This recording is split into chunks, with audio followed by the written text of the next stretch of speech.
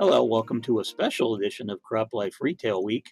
I'm Eric Sfiligoj, editor of CropLife magazine, here with a ghost from Christmas past, I would say, Mr. Paul Schrimpf. Paul, welcome back to the program. It is so nice to see your attic space again in my view screen. Yeah, and as I told you, absolutely nothing has changed here except for about probably another half an inch of dust over the last year or so. So, I just spent a year trying to learn everything and get into what I'm doing here, and it's just, I don't have time for the toys in the back. Okay, all right. Well, it's still a very nice backdrop. I mean, those longtime viewers who've been with us probably remember the days when it was nothing but like some Christmas lights kind of hanging up there with a little bit of drywall spackle on certain spots. It certainly looks a heck of a lot more finished and polished now. So. Yeah, thank goodness. And your office space looks exactly as I remember it, with those name tags awash in the background there. Yes, yeah, my on like I've always said, I don't view change as something that's to be thoroughly embraced. I don't mind a little bit of it, but I like the backdrop I have. So, all right, well, Mr. Nice. Paul, there is a reason why I invited you on today. Of course, folks who've been following our videos for the last couple of months, I'm sure know that we've been talking over and over about the PACE Executive Forum event coming up here at the end of October in Kansas City that we're hosting. And I actually brought you on board because you were sort of there kind of at the beginning, not quite at the beginning of when PACE as an initiative started of what was old Farm Chemicals magazine back in 1994 for its 100th anniversary, sort of introduced this new program. So if you could, for our viewers who may be unfamiliar, explain a little bit about what PACE originally was started out to be. Yeah, well, I inherited it after I was only 2 or 3 years old at the time. I think maybe they'd had 3 meetings. But originally, there's a lot of issues around environmental security, safety, containment happening in the mid 90s that, as a media company, you want to find a way to address that. So PACE was really a way to get after some of the professionalism and I guess security and safety standards. Talking about those with retailers, kind of helping to bring to light what best practices are and so forth. Obviously, we're not doing the work itself, but we're highlighting those best practices and putting those out in conversations. At that time it was strictly the magazine, and so that's kind of how it started. And there was one of the things that we wanted to do was bring together a group of across the industry. So you had retailers and manufacturers from all the different segments, experts, industry groups like CropLife America, like Fertilizer Institute, like the Ag Retailers Association, to come together and talk about these issues. And over the years, it really expanded and went into different areas as different issues rise. You had, you have obviously 9/11, and you had things like Oklahoma City before that, and then of course you had different, just different challenges to agriculture overall that had to be addressed from an environmental standpoint, but also a professionalism standpoint. I mean, you had mass consolidation happening through the 2000s in the retail space, and how do companies kind of adjust to that? You had all the changes with biotech crops and different products going out and coming in, and just different ways of producing crops. So we really began to throw all those things in a hopper, and PACE really became a professionalism initiative. And the meeting was core to that. So that's what we're talking about a little bit right now is the PACE, at the PACE Executive Council at the time. What sorts of things do retailers really need to do to step up their game and try to identify the trends, and then what should we be talking about in the year ahead to bring up those key points. So I mean that's essentially how it started and how it became that. We just tried to at the time evolve it into, what the industry really required. Yeah, and I remember, one of the first things I started in 2000 working with the magazine, and I know one of the first projects I was handed was our dealership security and use series, which would came out of some of the early PACE meetings, where basically we were talking to retailers that were doing things to, protect the inputs from theft or other safety and security concerns they had going on at their outlets. And we were talking to those folks, and we were actually doing spreads in the magazine that were sponsored, where we would tell the good news stories that we could share with all the folks in the industry. So, and I know you mentioned 9/11, and that was kind of my first memory of PACE, because I joined, like I said, in 2000. The first PACE meeting I was supposed to go to was 2001, and then of course the events in 9/11 happened, and the time we were doing the PACE meeting in what was called the Skybird Room, which was sort of like a meeting room at Chicago O'Hare Airport that you could just kind of come and go as you pleased during the day to get there. And lo and behold, after the events of 9/11, getting in and out of airports wasn't quite as simple as that. And I remember us scrambling to find an alternative location near the airport, which we had to go off site to do. So, Yeah, I mean there were a lot of particularly memorable aspects of PACE. I do remember I think it was 2008 with the crash. I mean, literally, the stock market lost about 700 points on that day, and it was kind of the start of the dominoes falling from a broader economy standpoint. And we started the day talking about one thing and closed the day talking about, well, what's going to happen with the economy and how should agriculture be reacting. So there have been lots of events like that.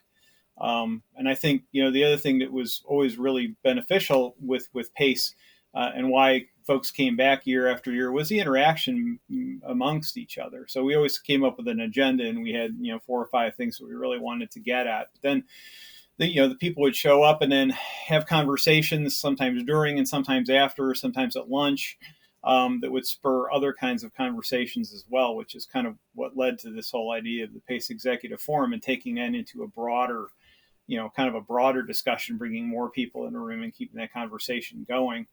But I remember one particular incident. We had someone who called out a fertilizer company across the table about some specific deal that they had a problem with. We went to break, came back, and they both said, "No, we're all good now." So we actually brokered deals at PACE in the past, which was amazing and fun and scary at the same time. But I think that just that notion of there's nothing like getting together and talking about these problems and looking for solutions across the table.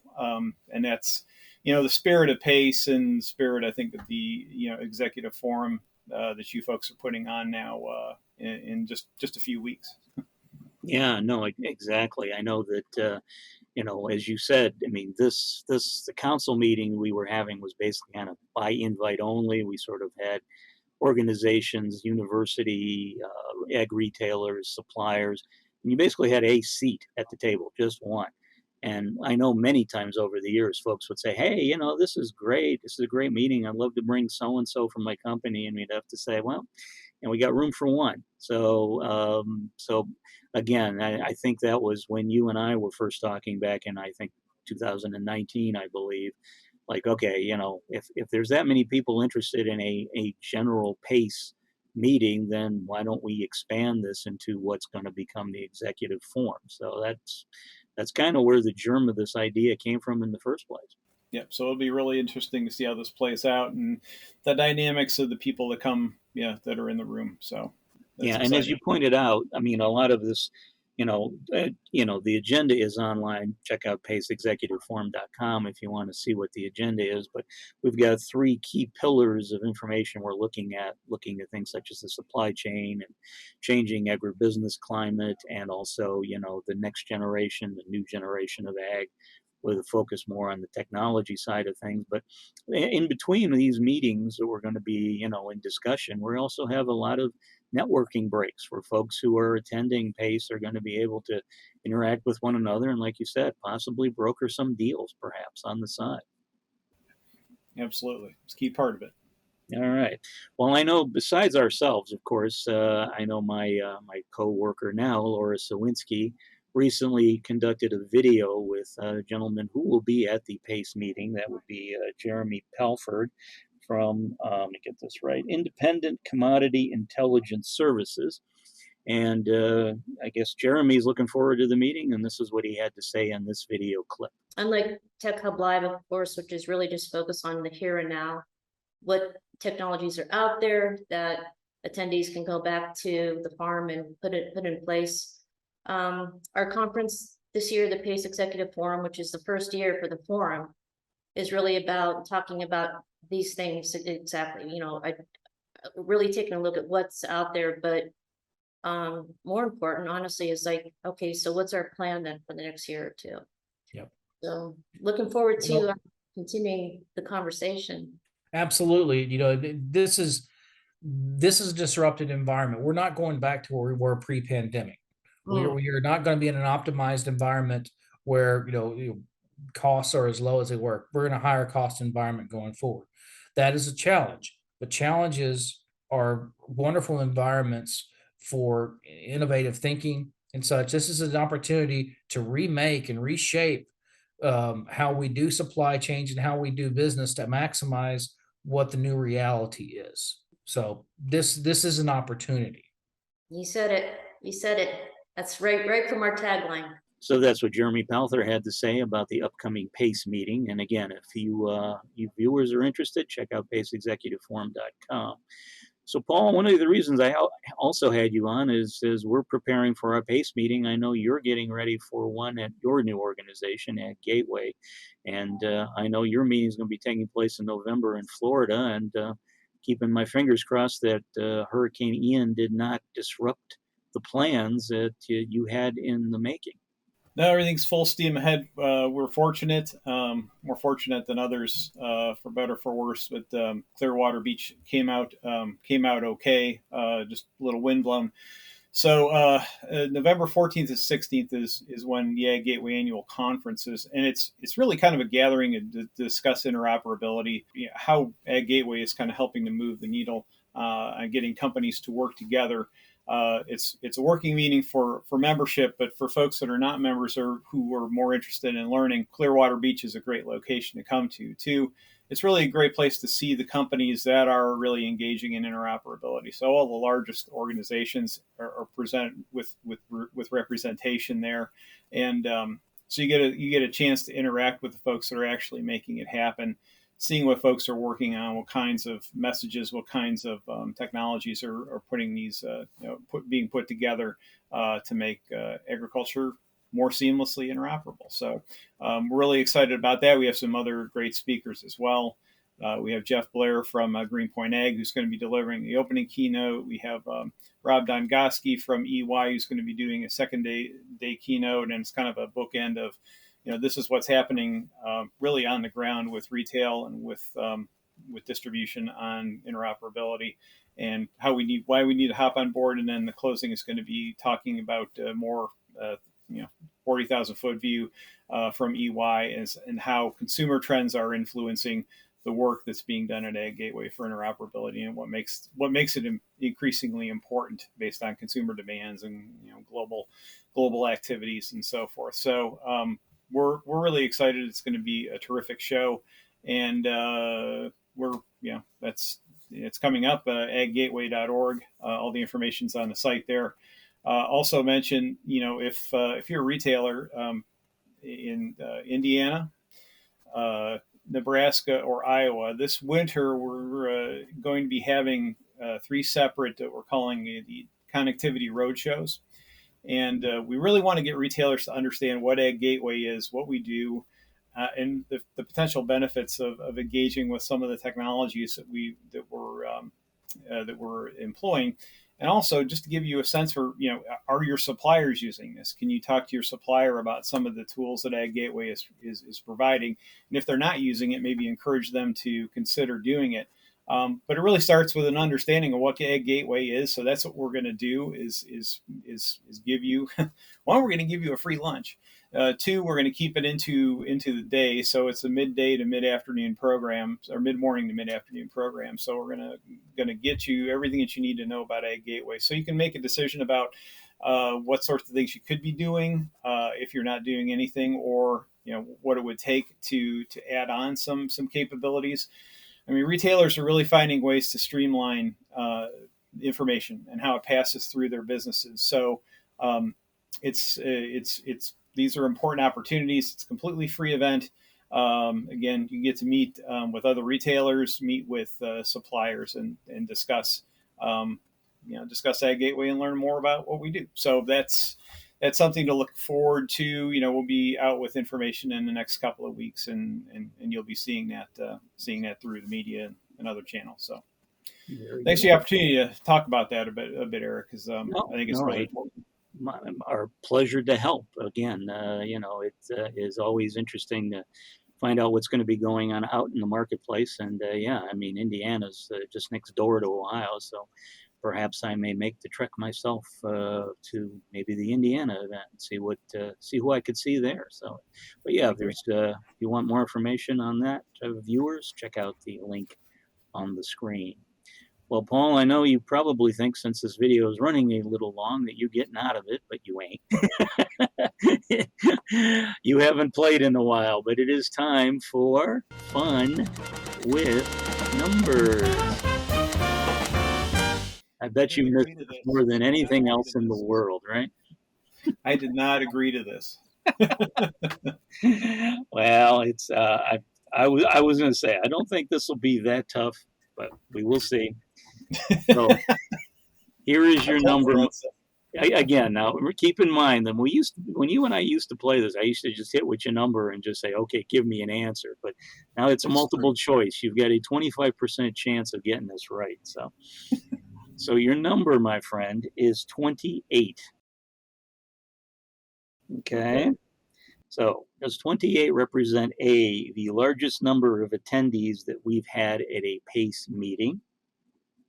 Is it B, the number of years since PACE was started? Is it C, the number of speakers we have at the 2022 PACE Executive Forum? Or is it D, the number of years you and I worked together here on CropLife working on PACE initiative? Wow. Well, I mean, it's pretty close on some of those. Oh yeah, the numbers are close. Yes, I'll give you that. So that's not, I wouldn't call it a layup. So you and I didn't work together 28 years. Although we knew each other a lot longer than that because we met in college. That's why I phrased it the way I did. So and it's never answer D. And yes, we've worked together 22 years. So yes, you can throw that one out. All right. So I don't know how many speakers you have, but I don't think it's 28. I don't. So I'm thinking it's the number of years PACE has existed. You are absolutely correct, my friend. Yes, 28 years since we had the first PACE meeting back in 1995, I believe it was. And yes, if you're wondering, I think it was 2011, we had 31 folks around the round table that year in Chicago. So, the number of speakers we have at PACE Executive Forum right as of this morning was 21. So congratulations, my friend. You have not lost your touch. You can still play the game well. I should have found my touch, only like 3 years too late. Oh, man. I had no touch before.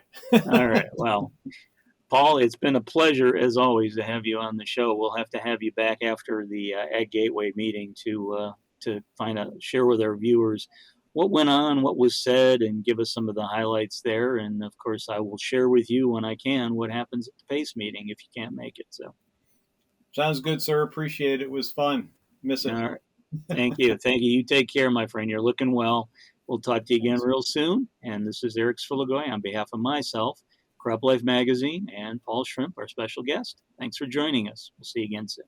If you have questions or comments about today's episode of Retail Week, contact us by email or Twitter, or type your message in the comment section below. Your feedback is important to us. We will try our best to address your thoughts in next week's episode, and be sure to subscribe to our YouTube channel.